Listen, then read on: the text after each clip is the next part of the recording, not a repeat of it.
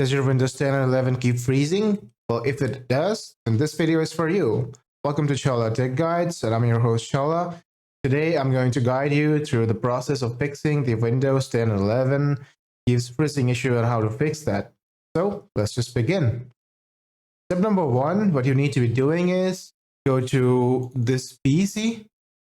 Now, most of us install our Windows in Drive C, so I'm just going to go to local disk C, do a right click, go to properties.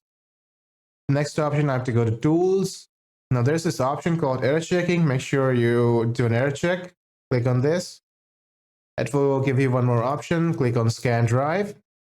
Now, depending on how big your C drive is, it will probably take it may take a few minutes or a few seconds, depending on how big it is, how fast it is. Mine is an SSD, so it should not take way too long. But once it completes, you will be able to see all of the errors and issues that this drive is having.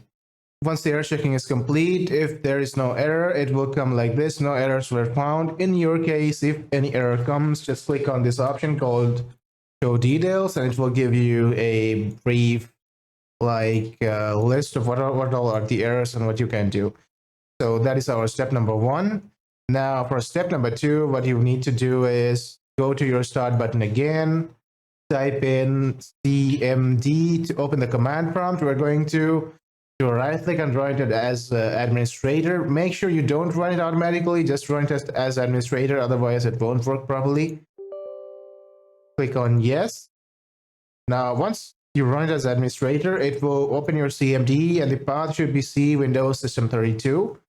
Now, what I want you guys to do here is type in sfc space /scan now, sfc space /scan now, press enter. Now, it will begin a scanning process for your computer. Now, depending on how large your hard disk or your RAM they actually are, it may take a few minutes, but once this is complete, make sure you restart your computer because that is very, very important. All right, that's the end of step number two. Now what you want to be doing for step number three is go to your start button one more time. Just type in Windows Update Settings. Click on this, open this, Windows Update Settings. Now, once you open this, you should get an option here that says you're up to date. If you're not up to date, by the way, you should make sure that you're up to date. Just click on this option called check for updates and it will automatically update your Windows. Always make sure that you're using the latest version of the Windows on the latest update, because let's say you're having any bug in the last update, so the latest update should be fixing that. Always make sure you're up to date.